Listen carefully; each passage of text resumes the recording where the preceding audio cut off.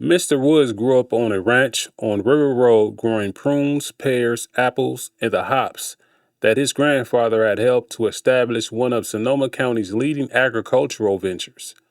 Woods was likely the first Sonoma County rancher to employ Mexican bracero labor in the 1940s. Everything was in the hops. That's where the money was.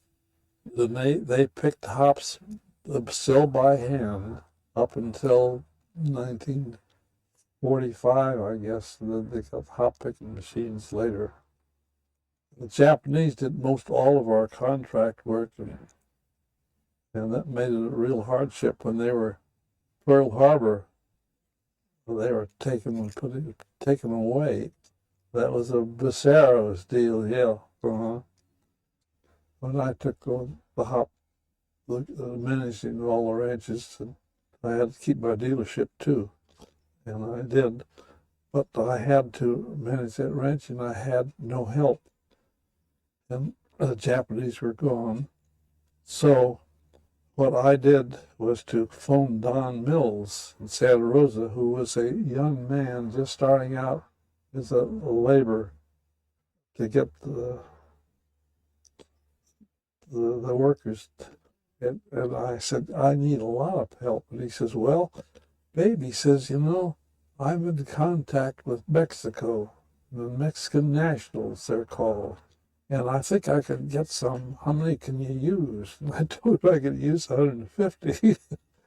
And he said, I don't think I get that many, but I'll see how many I can get. So he said, I got 125, but he says, you have to sign up and be responsible for them and keep them in good health and feed them, clothe them, and have doctors to take care of them. And for so many days. And I said, well, I don't know how long. So Duke Peterson, Ted Peterson, that's Johnny Peterson's son, he was managing the ranches at that time too, when he was out of college. And he said, well, I could use them when you get through with them. So that's where they went. And I kept 15 for kept the best 15 I could pick to stay with me all year and work on the different ranches that I had. I had the 30 acres of apples over in Sebastopol. And that was pretty much the beginning of the Bracero program. And that was the beginning of the Braceros.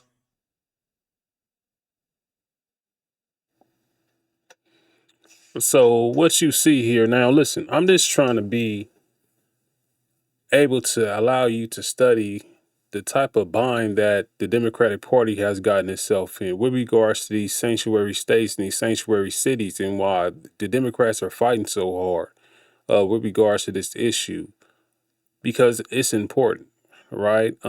We don't know what we get into unless we actually know. So I feel like it's my job to actually sit here and be able to explain it to you. Now, you heard Mr. Woods explain that he was in charge of their health, their clothing, their social well-being.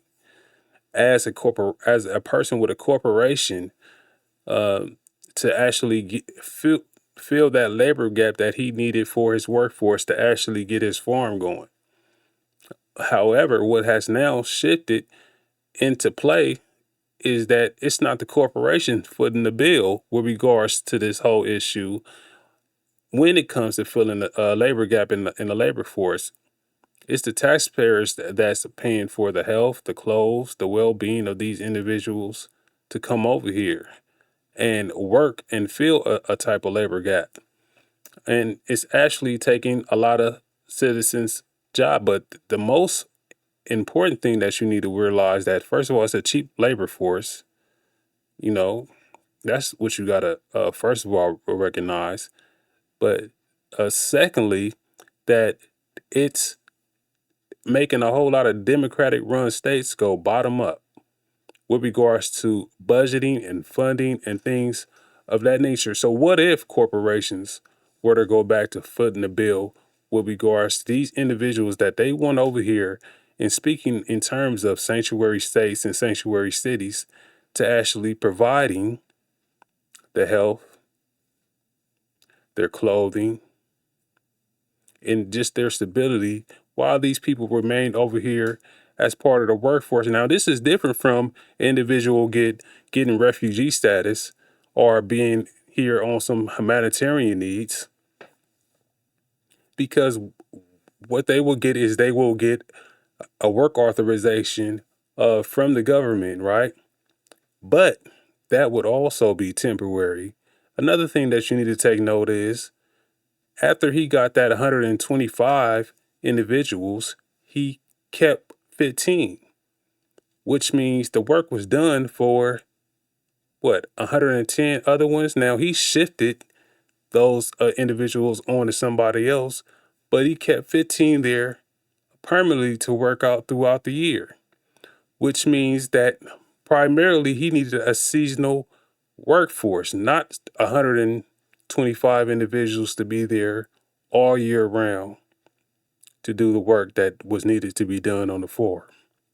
So that's why what you have seen a lot of times in the earlier days with Mexican nationals is you see them individuals doing a whole lot of circular migration, because when the work was done, then they will go back to Mexico.